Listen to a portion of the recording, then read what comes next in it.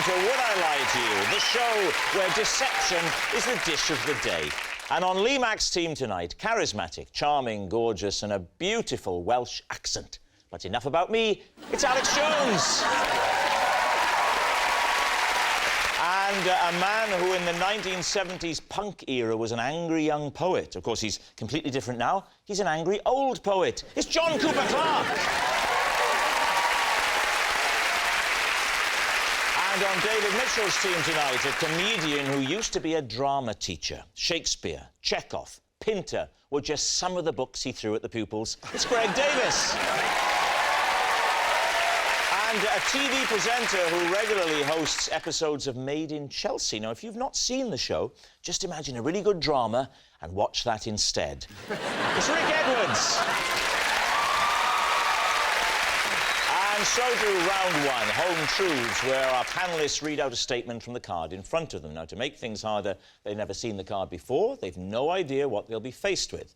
It's up to the opposing team to sort the fact from the fiction. And Alex is first up tonight. OK. The first time I used eBay, I accidentally bought a canoe instead of a handbag. David's team. Well, how did that error occur?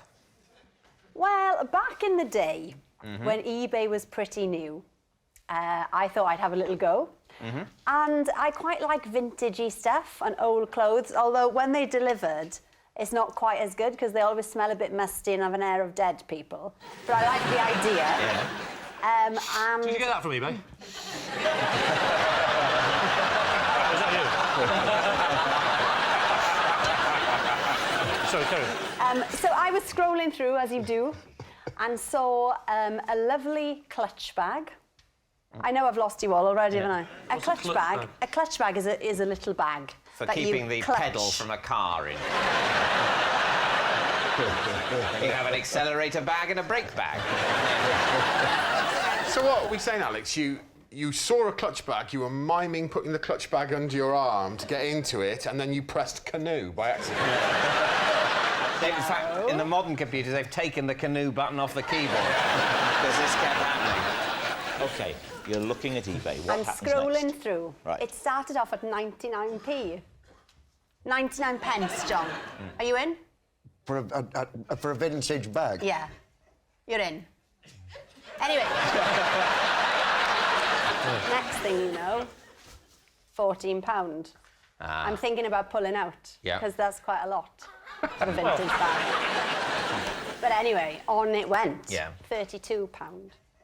And you're still bidding? You still in, John? No, I wasn't even in when it was 99. You were wrong about that. You read me wrong there, Alex. I don't know what my body language is telling me. OK, so the price is going up. You're tracking, that's what they call it. £32. You're tracking the bag. And I think it's a good time to go to bed. Yeah. Leave it. Next morning. Yeah. Email on the laptop. Congratulations, your bid was successful. You have bought a second-hand red canoe. It's quite a jump, isn't it? Yeah. You think that's a terrible story? There's some fella whose boat was going down. He says, don't worry, I've got this covered. Tried to squeeze a family of 5 into a vintage handbag. So you emailed the canoe man saying, instead of the canoe, could I have the clutch handbag that looks like And he said, I haven't got a clutch handbag to offer. Yeah. And I said, well, you've lied, because I bid on a clutch handbag. Oh, so do you think he was luring people in by putting photographs of vintage handbags, which people then bid on and bid on, bid on, whatever they pay, whatever the handbag looks like, they only get a canoe? Maybe 7 times out of 10, people make do with the canoe. It must have looked into it. Have you ever seen at the opening night of a film a glamorous starlet turning up with what the commentators are saying is an incredibly large clutch bag? OK, what are you thinking, David? I think I don't know. What do you think? There's too much of a gap. Do you think it's true? No, I think it's a lie. I think it's a lie. We think it's a lie. You all think it's a lie. It's a lie. Conclusively a lie. Conclusively a lie. OK, Alex, truth or lie? Silly boys, it was, in fact, True. Well done, you. Yes, it's true. Alex did accidentally buy a canoe instead of a handbag on eBay. Greg, your turn. I once caused an injury to one man whilst trying to get a different man to say the word vegetables. Please, team. Right, just the word vegetables. Yeah. Do you really like the word vegetables? Not as a general rule, no, Okay. but I liked it when this man said it. Why? What was it about this man, the way he said vegetables, that was funny? Did he have a speech impediment? Or... No, he didn't. He was a very intense man, though, and he was also Austrian. I was with a friend once, and he was a colleague of ours, sorry, and I overheard him say vegetables, and we both found it incredibly funny. So, can you just roughly give us an impression of how he used to say vegetables? Even just He said it exactly like this. Yeah. Vegetables. And then we happened to be on a coach trip with him, and so we spent the whole coach trip trying to get him to say vegetables Right, so again. where were you? Where were you going and how did you know I was him? on a school trip. I used to be a teacher, so we were And on he was a teacher? Yeah, he was a teacher. What did he teach? He was the head of languages, and he was... Head of languages? The head of languages used to go, vegetables. Vegetables! Imagine I'm the man. OK, I'm on the coach, I'm sat, we're driving. Off you go. So I said, Yeah? You're very big, aren't you? this isn't like him at all. You're very big, aren't you? That's it.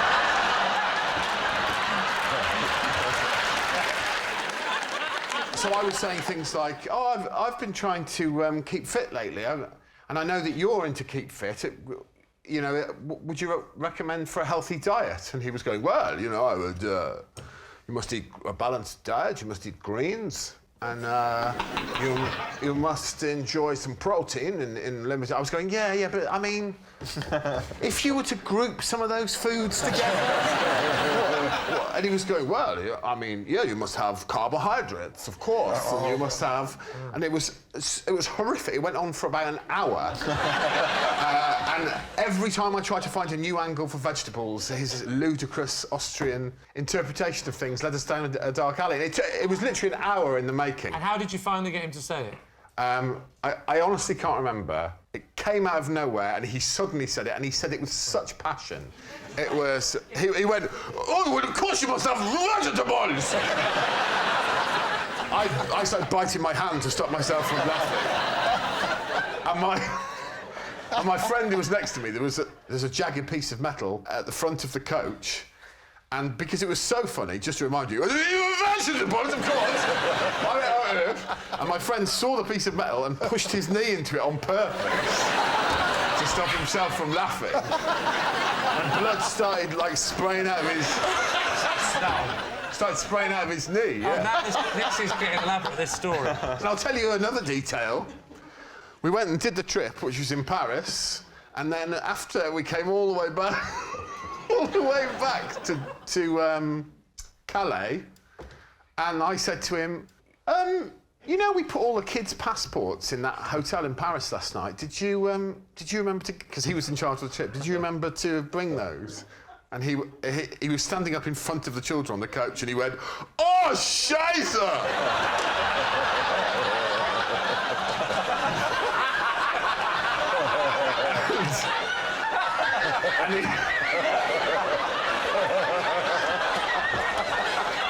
And we had to speak to the port authorities and get permission to take the kids on without passports, while he went back on his own. Can I tell you one more detail as well? We were also standing in the middle of Paris, under the Eiffel Tower. We'd been there for an hour, and the kids were all running around. And he came over and went, we must go, we are late for our next appointment. And I said, well, we should just make sure that all the kids are here. And he goes, yes, of course we should, yes. And he turned round and went, is everybody here?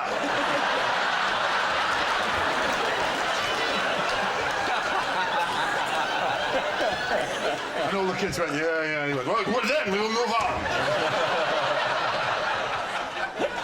Vegetables! What are you thinking, Lee? I I think it's true. True from John. Yeah, definitely, yeah. I think lie.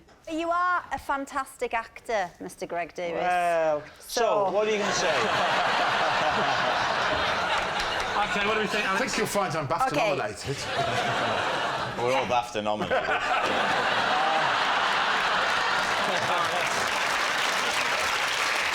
False. OK, we'll go lie. You're going to say it's a lie. Greg, Well, truth Well. or lie? it is the truth.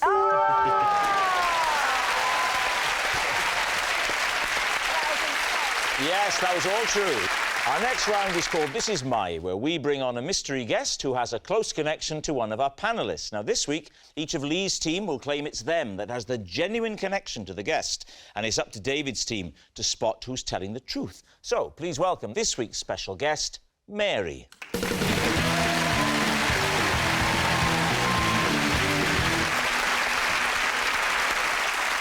Now then, Mary is the dog, not the handler, OK? It's Obviously, Mary, because and if I'm... Mary had been the handler, she wouldn't have had a dog, she'd have had a little lamb. OK, Alex, what is Mary to you? This is Mary, a dog, and I had to spend an entire episode of The One Show covering up the fact that she'd been sick on me. OK, so, John, how do you know Mary? This is Mary. I recited a poem at her wedding. There we are, John's married Mutt, and finally Lee.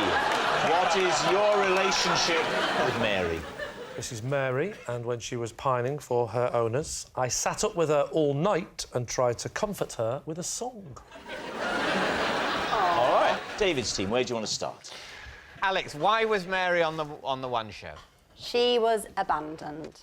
So if I know you can't believe it. if a dog is ever abandoned in Britain, should it happen, they immediately get a slot on national television just to sort it out, just to check that there are no dogs without homes ever. It was a very light day. Was it a day with me, Matt Baker, or was it Chris Evans? It was me, Matt Baker. And Mary came on. It's me, Matt Baker, from The One Show. I think what we've learned from that, ladies and gentlemen, is that Rob can't do Chris Evans.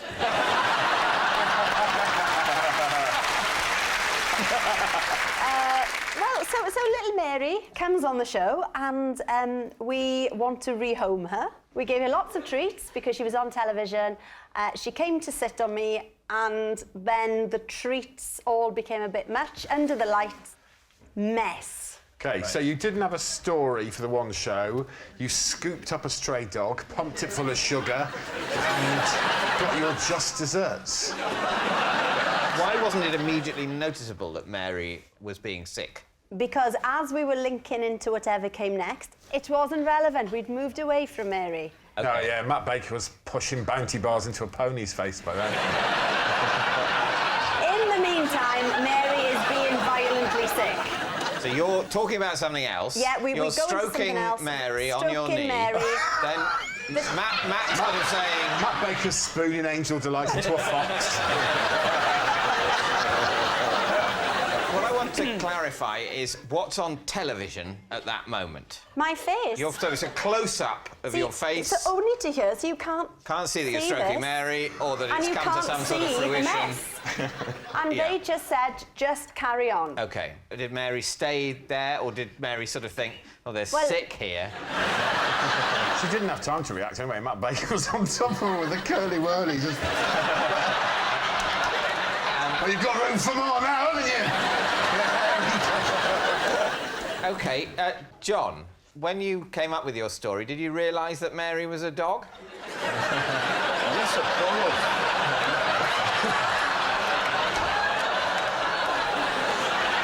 Well, you do have dog weddings.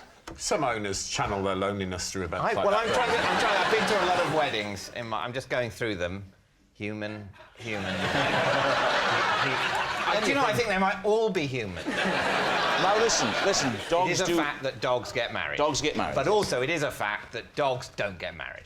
That's All right, OK. So, John, you wrote a poem and performed it at the wedding of Mary. Tell us about the experience. Well, it was a poem I'd already written that had proved to be very popular at modern weddings. It's called I Wanna Be Yours, and the first verse goes, let me be your vacuum cleaner, breathing in your dust. Let me be your Morris Marina, I will never rust. If you like your coffee hot, let me be your coffee pot. You call the shots, I wanna be yours. It goes on for another 3 verses.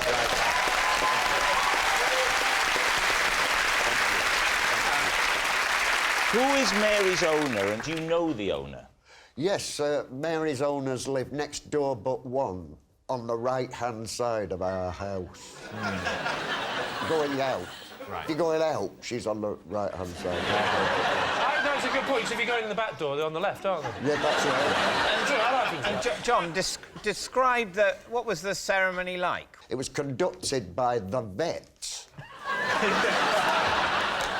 who had neutered her husband. It's kind of sick. If the arrangements had been explained to me beforehand, I don't think I would have got involved. Yeah. What was the husband's name? The dog that was fulfilling the role of the husband here. Do you remember the name? Tyson. Tyson. Do you know Tyson, the owners of Tyson, or did you only know the owners of Mary? I knew the owners of Mary better, but I did know the owners of Tyson as well. So Tyson and Mary weren't owned by the same people? No. So no. how were they going to cohabit? Because usually dogs Well, tend they to live lived with in- their well, owners well, rather than good question. setting up home on their own. Good question, David. Tyson lived next door but one, on the left, going out. So they saw a lot of each other without actually cohabitating. John, where did the wedding itself take place? At a place called Old Hall. They breed their own sheep. So as it happens, Yeah. Mary did have a little lamb.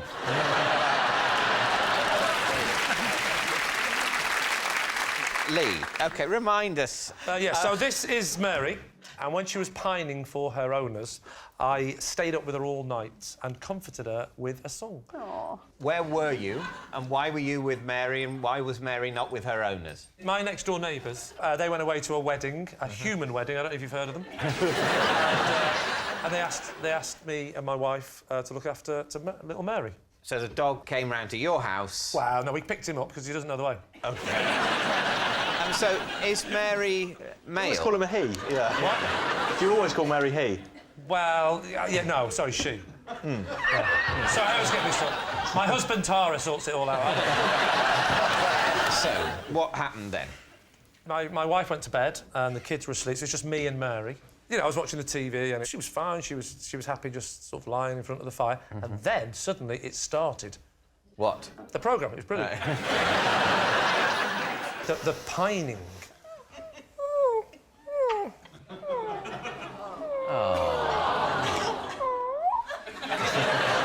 So this pining got worse, the pining got worse and worse.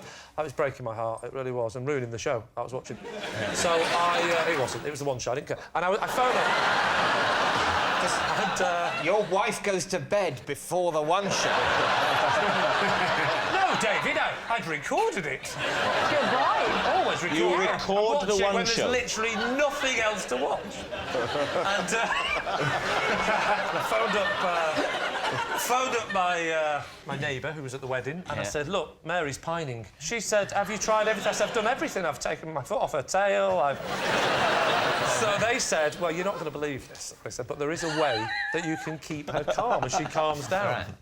Do you, by any chance, have the song "Money for Nothing" by Dire Straits? and she said, that the owner said, if you play that song on your CD player, Mary will calm down. So I get the CD, I put it on, and it was like magic. It was unbelievable. The second it went... Can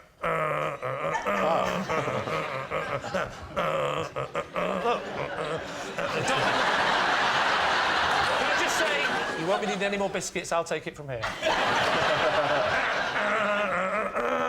She's calm. She's calming down. All right, we need an answer. So, David's team, is Mary Alex's poorly pup, John's married mutt, or Lee's homesick hound? Well, I must say, I'm not finding Lee's story as quite as convincing as usual. You can imagine John reading that poem out at a dog's wedding very easily. Hold on a second, guys. I think Mary's getting a little bit bored, so we'll let her pop off. See, look, we thought that might happen. So we're going to get down on all fours and put this wig on. Oh, no way. You know what's going to happen, David, just to warn you, if this works tonight, they'll start replacing other people with cutouts, so we're out of a job. I'm sorry, I just thought if someone just tunes in now and goes, what the hell? I don't know what they do, but that dog is very well behaved. Playing with the remote, because he's on pause. I said, nobody move, just really shock the audience.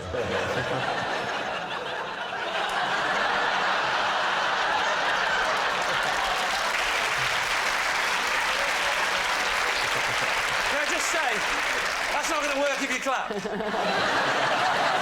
OK. Greg, what do you think? The dog showing up on the One Show. I believe Matt Baker's capable of that cruelty, but on this occasion, I don't think he did, no. I mean, I'm erring on the side of John. OK. It's got to be John. I want it to be so bad. Yeah, I do as well. Well, I think we're going to go with John then, are we? OK, you're saying it's John. Right. Now, Mary is resting, so I will give Mary's answer for her. Get behind the cardboard cutout.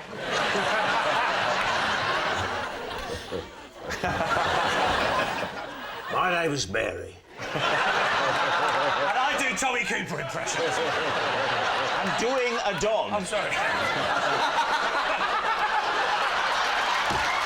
That's not good, is it? You are genuinely... I'm not just saying... You look at that, you are genuinely to scale as if you were a jockey on a horse.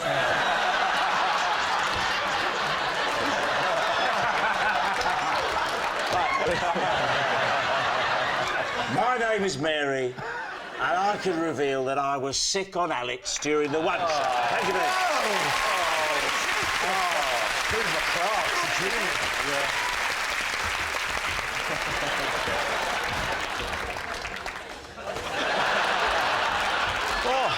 Which brings us to our final round, quick-fire lies, and we start with... It's Lee. I once took my trunks off in the communal area of a ladies' changing room after getting out of a pool and misreading the signs through my foggy goggles. David's team. So, where was the swimming pool?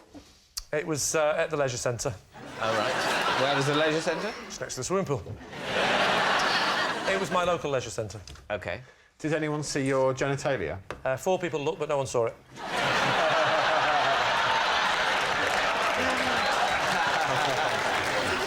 I'm keen to know, at which point were you planning to take off your goggles? When I get out of the pool, I shake off like that. Yeah?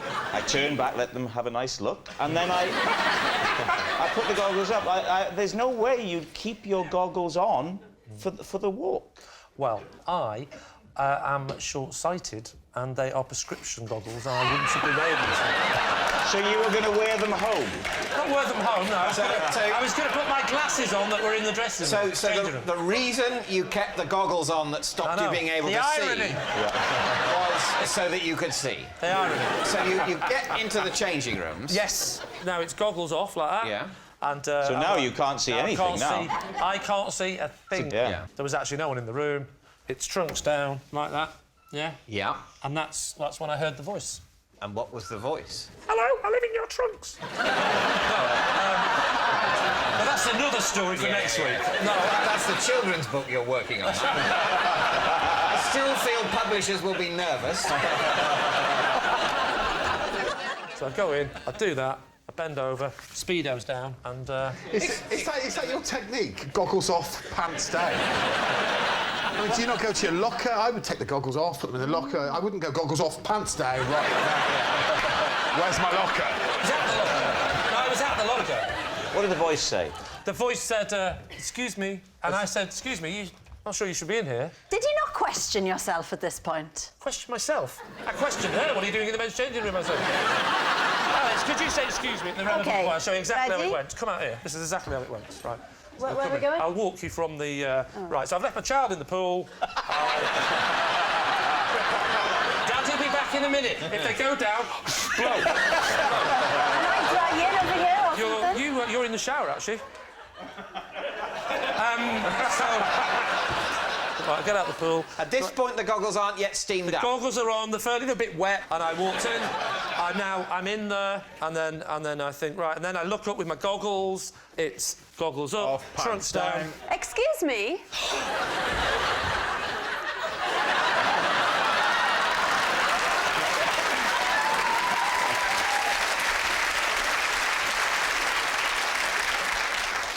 You're that woman from the One Show. This is the ladies. Get out, you pervert. I think you'll find this is the men's changing room. Hang on a minute. No, that's not right. Because if you said that to her, I think you'll find this is the men's change room and you believed it, then your system would kick back in again. Bam, the pants would be... Oh, no. I wasn't going to make a point and go, right, come on then. Beat that!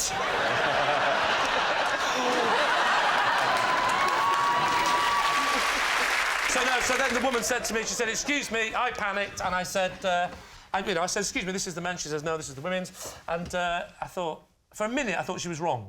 Then I thought, oh, my God, she might be right. And then another woman came in, and then a third woman. But I'm so argumentative, it wasn't until the fourth woman came in that I considered that I'd made a mistake. So what do you think? Was he telling the truth there, David's team? I think it's, without question, a lie. In fact, if it is the truth, I'm prepared to pull my trousers and pants down right now on this show.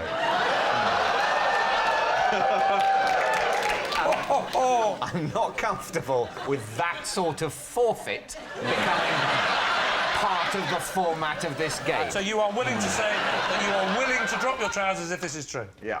Can we get you some goggles as well? I don't need them. My eyes will be closed. Well, I think we're saying it's a lie. Yes. I'd like to say that I'm not willing to do anything at all if we happen to be wrong. So you're It's all saying... only a game, for God's sake. So you say it's a lie. OK. Lee, was it the truth or was it a lie?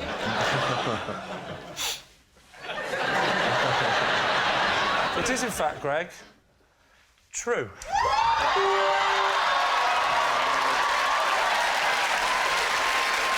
Can I just say that I just whispered, could you change it? Because it was, in fact, a lie. Yes, it's a lie. Lee didn't take his trunks off in the ladies' changing room because of his foggy goggles.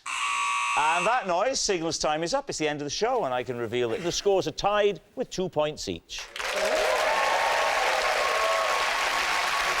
But, of course, it's not just a team game, and my individual liar of the week this week is John Cooper Clark. Yes, John Cooper Clark. And, of course, John will be given a hero's welcome when he gets back home to the distant planet where he was hatched. Good night.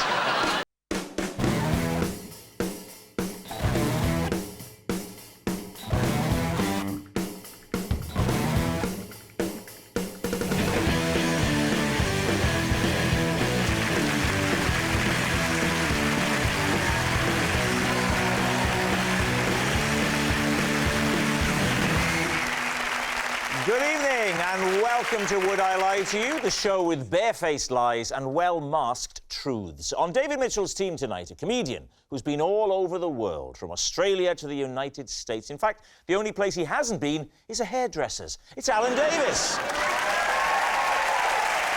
And a woman who, when she was at university, earned a first-class degree in romantic poetry. I must tell her the one I wrote. There once was a man from Nantucket who's another time. It's Jermaine Greer. And on Lee Mack's team tonight, he's the host of Pointless, one of BBC's most popular tea time shows, or as students call it, breakfast television. It's Richard Osman.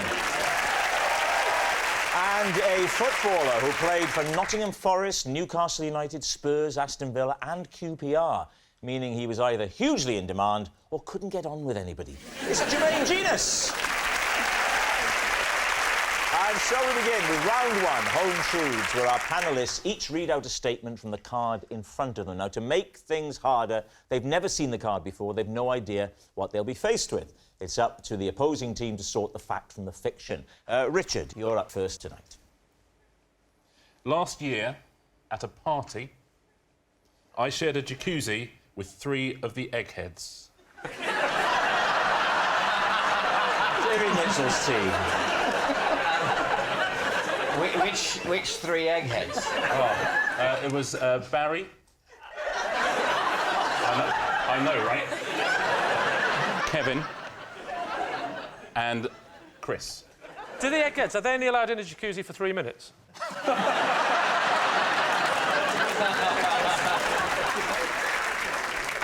What was the party?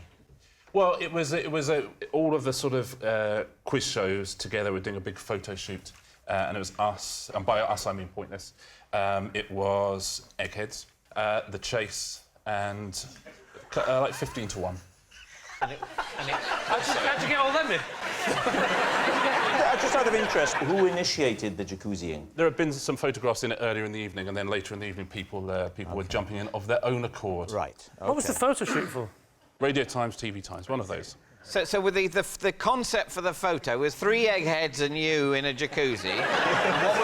what were the 15 to 1ers and the chasers doing? We were doing all sorts of photographs, drinking champagne, jacuzzi. It was supposed to be, you know, decadence and all this kind of stuff. The concept was decadence in the quizzing community. I think it was champagne, chocolates, just being decadent. I think. Yes. Chocolates in a jacuzzi. Not in a jacuzzi. Sort of a box of black magic bobbing back. I think photographing a lot of people from different quiz shows in a ridiculously kind of opulent setting is the sort of idea that a listings at magazine might have. For example, for the last series of this, they had us sitting round a table pretending to play poker and pulling loads of faces. Yes. It's the kind of stunt that they do, rather than just having a normal photograph and then a note of when the programme is on, which is all you need. I rather enjoyed the poker photo. It's a lovely opportunity to spend time with you and Lee out of this environment, but never mind if you weren't happy. To be honest with you, Rob, I also had a terrible time. It's time to make your mind up. What way are you leaning, Alan? I don't think it's true. I can see the photo shoot, but I just can't see him in a jacuzzi. Continuing to party at the end of a photo shoot was certainly not something we considered, was it, Lee, at the end of the aforementioned Literally, poker. as he put the cap on the end of the camera like that, we were in the taxi, weren't we? Yeah. And I remember as we drove off, winding the window down and hearing, "It's my round, lads." Yeah. I thought, "It's my round!" Take your head down, he's looking! Rob sent me the end of his anecdote in 5 long texts. So, Jermaine, what do you think? I'm going to say... Is this a musical? You say a lie. You think it's a lie. A lie. So you both think it's a lie? Yeah. We'll say lie. You're going to say it's a lie. OK, so Richard, jacuzzis, photo shoot, truth or lie? It is lie. Hey! Yes, it's a lie. Richard didn't share a jacuzzi with 3 of the eggheads. Jermaine Greer, your turn. Whenever I travel by tube, I look around the carriage to decide who I'd eat first. If we were a group of people stranded on a desert island. Lee. I hope this isn't true, Jermaine. Although we are now all doing it. Yeah. And I think we all know what we're thinking. It's certainly not going to end well for me. The thing about you is you could eat you and make a raft out of the bones. So, Jermaine, is this a thing you only do on the tube? Well, you know how, I mean, you can sit in the tube stupefied with boredom and ask yourself what everyone would look like undressed. And that is just so depressing a thought that I started to work variations on this theme and thinking, you know, who looks toothsome? Toothsome? Yes. Who would you like to sink your teeth into? I thought looking toothsome meant you had a lot of teeth. Well, you thought wrong. Really? Did I really? How do you make the judgment call, then? Is it just the fattest, or...? No, it's not just the fattest, because they're probably the least interesting. You might decide... Interesting. Doesn't matter how Well, interesting because if you're it's just eating. lard. Unfortunately, it's positively correlated with youth. So you like the idea of eating you?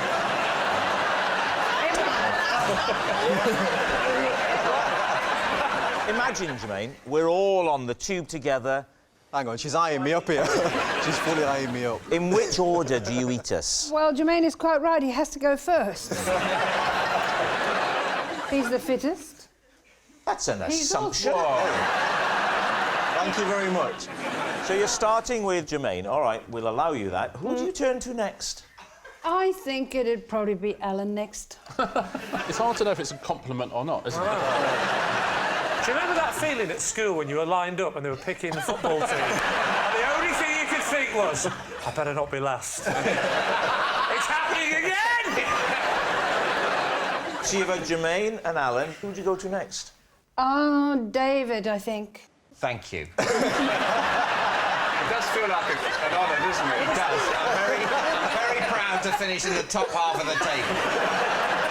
Why would you go to... Why, for Lord's sake, would you go to David before me, to a lesser extent Lee, and Richard? Why? I think Richard would be a bit difficult to handle, to manage. So you've got the three of us left. Who's next?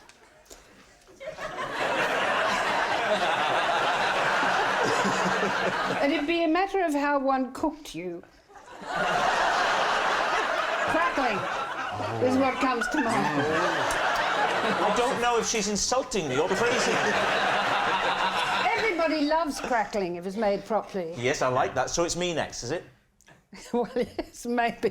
Look, this is getting out of hand, I'm afraid. I'm full already. I'm not even hungry anymore. Take it a little more seriously, please. So you're left now.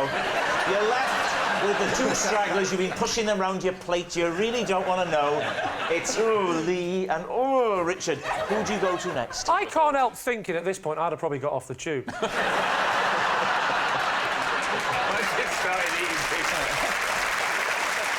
So who's last, just to be sure? For when I get the T-shirts I printed. thought I'd spared Richard. You spared Richard because you think he's doing so. You let him go. Lee is technically last. Excellent. So Lee is last, but you refuse to eat Richard at all. So what do you think? She's very detailed about what When she looked into your eyes and said, I'd like saw. to eat him Yeah, first. that's definitely true. I told you, the eyes told me, yeah, you're going. Like. You felt sure. To be honest with you, in makeup room before, I was like, things are coming back to me now, actually, yeah. Yeah, because she was basting you, wasn't she? So what's it going to be? What do we think, Richard? Well, I think, just look in her eyes, it's so true. So you both think it's true? Yeah, I think it's a lie. Oh, do you? Yeah. But I'll go with the majority, because I'm weak. You're going to say true. Jermaine, truth or lie? Lie. Yes, it was a lie all along. Our next round is called This Is My, where we bring on a mystery guest who has a close connection to one of our panellists. Now, this week, each of David's team will claim it's them that has the genuine connection to the guest. And it's up to Lee's team to spot who is telling the truth. So please welcome this week's special guest, Wally.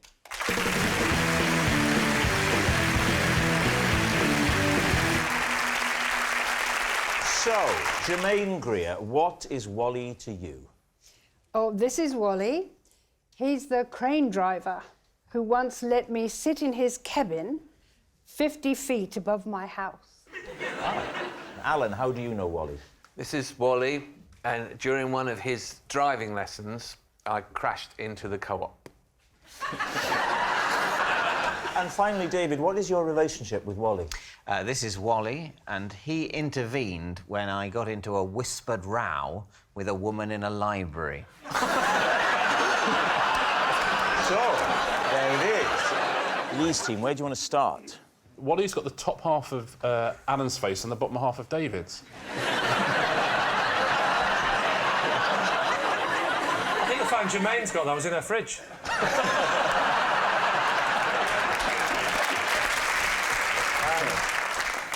OK, well, let's start with Alan. When was this? I was 17. Sorry, this was a lesson or a test? It was the day before my test. I'm in a Mini. Yeah. Right. And Wally's with me, helping me learn. Oh, he wasn't the instructor? He's not a driving instructor. Oh, OK, so he's your mate. Right, and what caused you to go into the co-op? I didn't stop. It pulled out in front of me. Talk us through the incident, then. It's where I grew up. I grew up in Essex. OK. And it was the biggest supermarket in Europe. The co-op? The co-op. Which town was that in? In Loughton, that's where I Oh, grew the up. Loughton Co-op. That's where I grew up. Yeah. It's the only supermarket you see from space. But it's hard to spot if you're driving. Did you scrape it or did you go bang straight into it? Into a window or a wall? A wall. Sorry, instead of braking, I accelerated. How much damage did you do to the car? Well, it wouldn't go. Really? It was that bad? I can't get over the hair. They've got to be mates. Right. They come from that town where that is the hair. Yeah, it's the size of How what we did the manager of the co-op, who came out with presumably the same hairstyle, how did he react? Maybe Alan tried to blame Wally, pointed, but there was like 20, 30 blokes, and you had to work out where Wally was.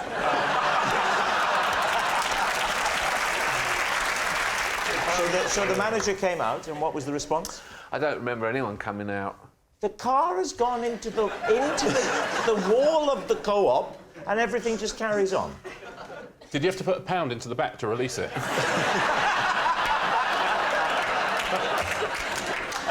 All right, so who would you like to speak to next? Jermaine, what was the crane doing? I presume there was building work going on. It was to do with an electricity substation. So he was doing some work. The crane was there for a few days before I actually approached him and asked him if I could go up in the cabin. And when I first asked him, he was distinctly unkeen. You say you asked him, where was he? Or did you shout? Can I come up to your cabin? I want to sit on your crane in your cabin. Come on! Come here, dingo, let me in your cabin. Was that roughly the conversation? He'd come down off the crane. Oh, he was already down, ready to go over. You grabbed him away. So I asked if I could nip up and have a look at him. And did he go up with you? No, well, the thing is, he didn't really want to do it. So I did my best to persuade him. How did you persuade him? You put a white hanky over his mouth and something? You said, smell that, and he woke up in the cabin.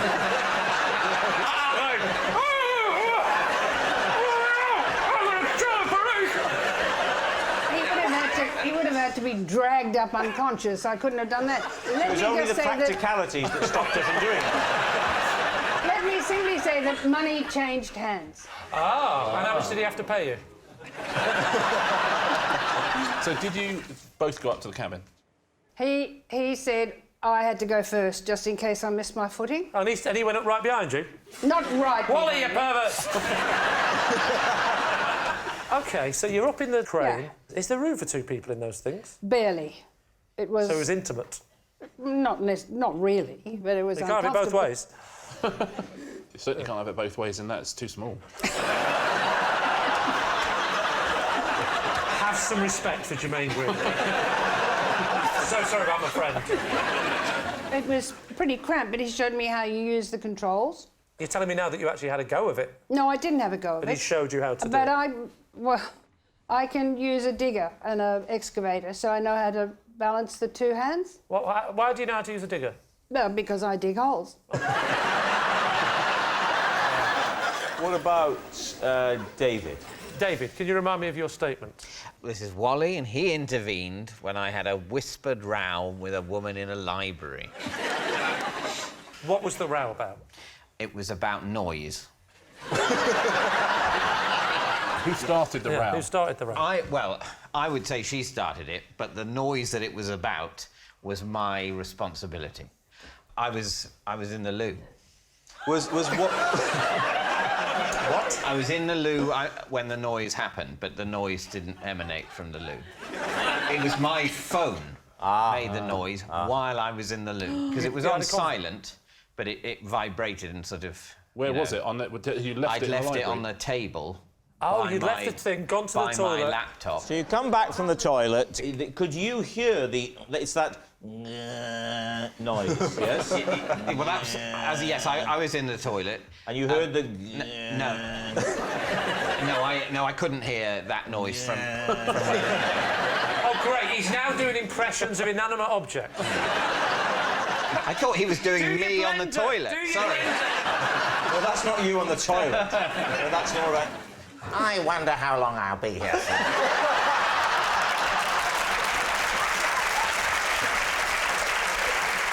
So, what happens next? Well, I come out of the toilet and she's immediately incensed and comes up to me and has a massive whispered go at me. What did she say? She said, I've been trying to work in here and you've been making noise all the time and that phone has gone off 2 or 3 times. And I'm sort of going, I'm sorry, I didn't realise. I just left it there in error.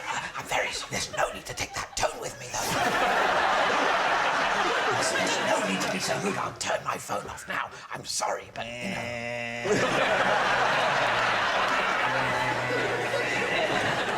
So this carries on for a few minutes, and then Wally, who works there, comes up and has a word with us both and says, please, you know, be quiet and get on with your work. OK, we do need an answer. So Lee's team is Wally, Jermaine's crane companion, Alan's car crasher, or David's bookish buddy. He's got a bit of library about him, hasn't he? He has got a whiff of book about him. That's my new fragrance for Christmas. If I had to choose, I would say Alan. What are you thinking, Jermaine? The whispering argument, I can see it happening. Yeah. And I bizarrely think it might be Jermaine. Oh, brilliant. OK, so Jermaine thinks it's David. Yeah, I do. I think it's Alan. You think it's Alan? And you think and it's I Jermaine? think it's Jermaine. Let's say Jermaine, then. Jermaine has to pick? Yeah, I think Jermaine should say Jermaine. I'm handing the leadership qualities over to Jermaine. All right. And letting him decide who it is. What do you say, Jermaine? He says Jermaine. We collectively think it's David. No! No, we don't! You're saying David? OK. So,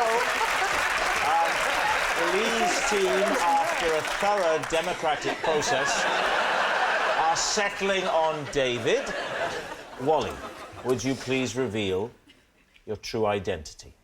My name is Wally, and I was teaching Alan how to drive when he crashed into the co-op car park. Thank you very much, Wally. Which brings us to our final round, quick fire lies, and we start with... It's Lee. After an incident last year, I have a fear that some of my neighbours think I hunt ducklings. David's team. What was the incident? Hang on.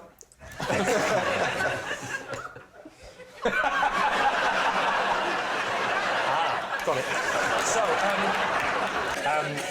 I live by a river. Yeah. That much is true. We know it's true because we both enjoyed an evening, one of his evenings at his house. We have indeed. Do you remember it, David, don't you? Because you and Rob both left, and then 10 minutes later, you snuck back, didn't you?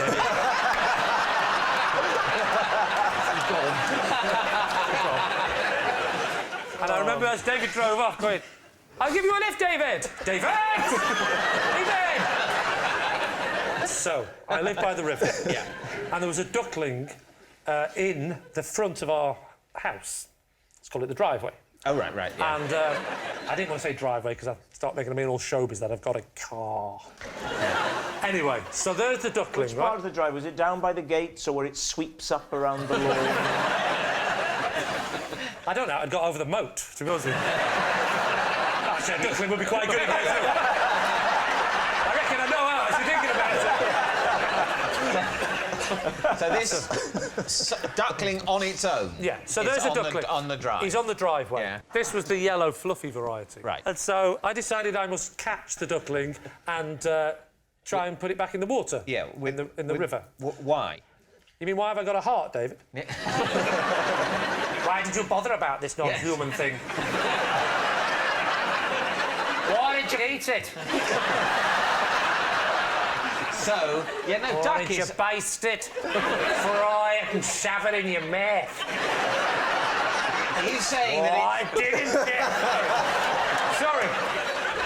Sorry, David. Yeah, I mean, you've had enough time to invent anything. Right. So you see the duckling on the drive. Yes. You pick up. What is this thing that you're picking up? This is. I have a big net in my house. Right. Yeah? And so I see this duck and I catch it and I scoop it up. So I've now got a duck in the net. You're right. And my plan was to look round for lots of baby ducklings and a sort of adult-sized duck going.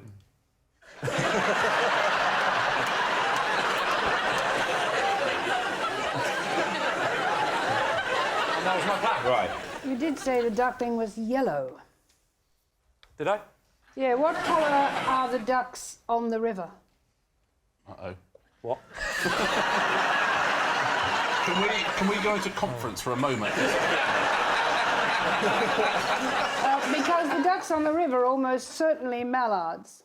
Yes? And their ducklings are not yellow. Yeah, but this wasn't complete. This wasn't a pure. I don't mallard. care. Wrong. Now, one of the most important things not to do with ducklings when you find them in the spring is to touch them or handle them at all. Leave. Because the mother will reject them. Yes. I didn't handle him, I netted him. Do you know why I didn't handle him? Because the mother would have rejected it. So how far have you walked A long at this way, point? because I couldn't find any ducks and any ducklings. So I'm now walking up, and I have noticed that people have passed me, and I've given them the, all right, and they've gone, all right. It dawns on me after half a mile, they're going, I think this stretch of the river, which is famous for fishing, I think that weirdo has been catching ducklings. They think I've scooped one out, because it's a proper big fishing net I've got. So I decided to go home, ring up the RSPCB. RSPCD. B, I said. D. P. There's the RSPB. Oh, sorry. RSPB, you idiot. Or the RSPCA. You thought it was B, you weirdo! Preventing cruelty to ducklings, that's a very niche market. Oh, no, we're only goslings. So what do you think, David? Is he telling the truth? I should point out that we did find out that it was goose. So it was a bright yellow gosling. It was bright yellow, and I thought it was a duckling, and it turned out to be Goslings a gosling. are bright yellow. Oh. Are they? OK, what do you think? The thing is, it's so heavily embroidered, this story. Yeah. But I think it's substantially true. Alan? Well, throughout the story, I thought it was a complete nonsense. Yes, I did throughout. But then there was something about him saying they came back and they said actually it was a baby goose. And it having been yellow, that's tipped me into thinking it might be true. I'm going to say true. True? Yeah. OK. Lee, truth or lie? It is, in fact, true.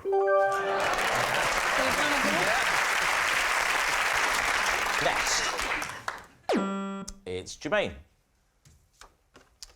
The night before the biggest game of my career, a teammate woke me up by practicing his trumpet. David's team. I'm assuming that's not a euphemism. What time was this? 12:30, something like that. So why were you cohabiting with a trumpeter?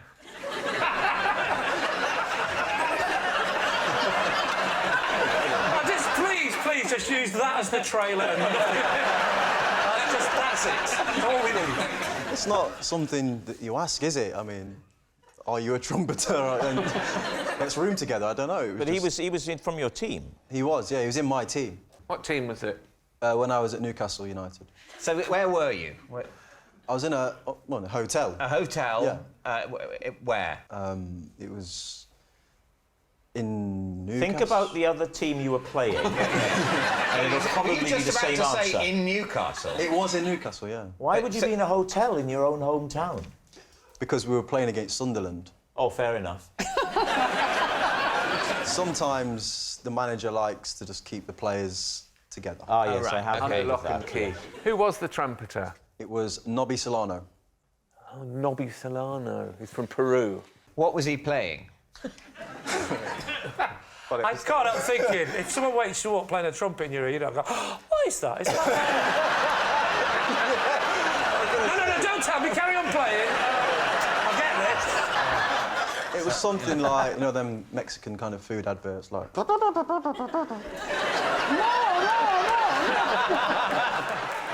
And you say this was Nobby Solero? Nobby Solero is a very adult ice cream.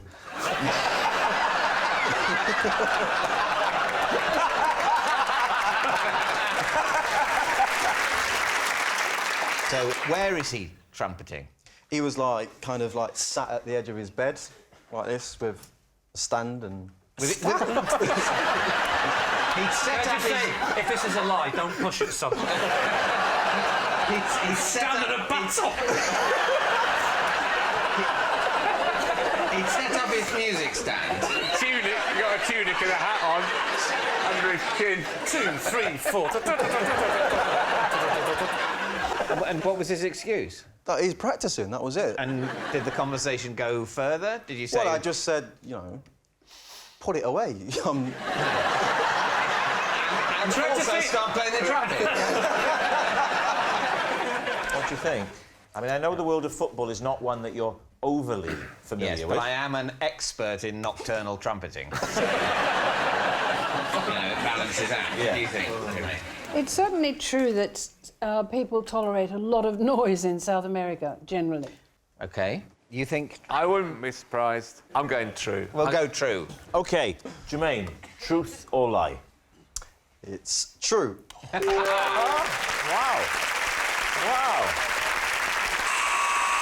And that noise signals time is up. It's the end of the show. I can reveal David's team have 5 points and Lee's team have 0. But, of course, it's not just a team game. My individual liar of the week this week is Jermaine Greer. Yes, Jermaine Greer, a feminist who not only burned her bra, but now her pants are on fire as well. Good night.